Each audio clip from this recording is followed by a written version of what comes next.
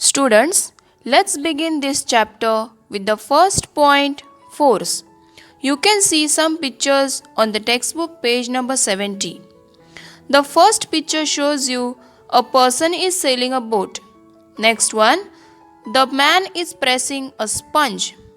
A boy is trying to break down the stick with the help of his two hands.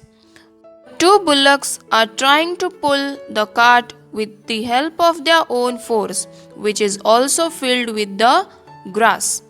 The next one picture shows you a boy is playing with the tire, and the last one, a boy is playing with the football. The ball is kicked by a boy. Students, all these activities require force. You cannot do any activity without applying force on it. If you want to move any object, if you want to sit on any other place from which you were earlier sitting, if you want to hammer something, you want to cycle, for doing any activity, for doing any work, you require force. So all these pictures show you that force is required for doing all activities.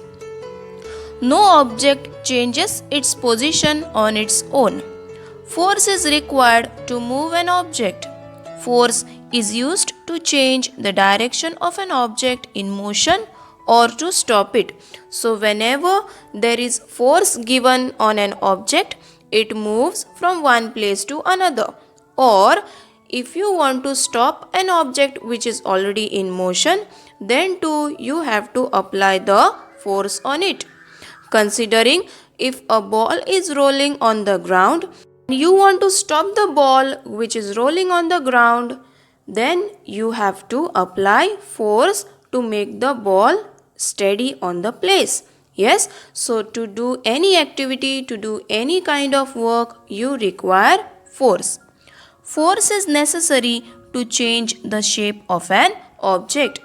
In one picture on the same textbook page number 70, you can see a person is trying to mold the iron rod, yes, with the help of a hammer. So when a person is trying to hammer it, he is applying force.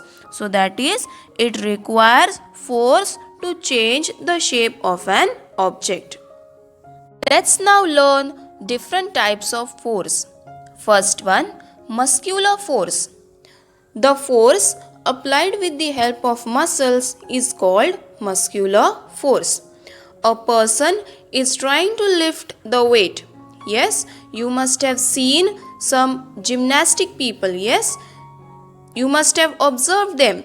They try to lift the weight. They are holding the weight and they lift it. Yes, so that force which is necessary to lift the weight by a human, by a living organism, is called the muscular force. Now why it is said muscular force? Because the force is applied using muscles, using the muscles of a living organism, right? So that is the muscular force. The force applied with the help of muscles is called muscular force. Next one, mechanical force. The force applied by means of machine is called mechanical force. Now students, let's turn to again page number 70.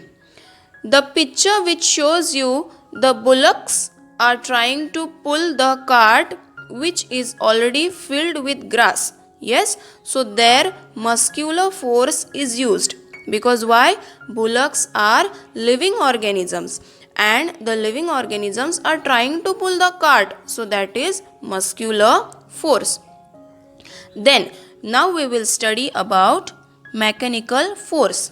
Force which is used in machines. Force which is used by machines is called the mechanical force. For example, mixer grinder, tractor, any kind of vehicle, a sewing machine, these all provide mechanical force because all these are kinds of machines, and the force which is applied using machine is called mechanical force.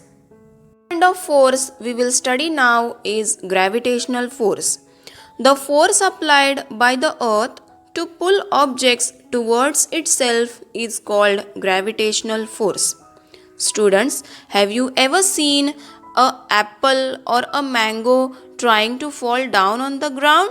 You must have seen it several times, yes? A coconut from the tree comes down on the ground, yes? Anything, whatever you try to throw it in the sky, it will come down again after some time, after some period, yes? So this kind of force which is pulling the object towards the earth is called the gravitational force. The gravitational force is the force released by the earth. It tries to attract all the bodies on the surface of the earth towards the earth. Yes, it never gives away from the earth. Even though it is a feather, a lighter feather, a smallest feather, a smallest dust particle, still it will come on the ground since the gravitational force is trying to pull it towards the earth. You must have played several times with the help of a ball, correct? You take a ball, you throw it high in the sky, but still the ball comes down on the ground. This is due to gravitational force. Have you ever seen you are trying to throw the ball and the ball runs away in the air? No, the ball will always come down on the ground. So this kind of force is gravitational force. The force which is applied by the earth to pull objects towards itself is called gravitational force.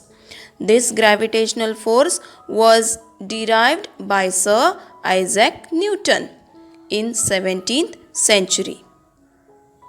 Greater force must be applied to lift a greater weight. Let's discuss now on page number 72. If you want to lift a smaller object, you require smaller amount of force. On the other hand, if you want to lift a greater object, you will require greater amount of force. So that is, greater force must be applied to lift a greater weight. The force required to hold a small pen is very less as compared to the force required to lift a table, right?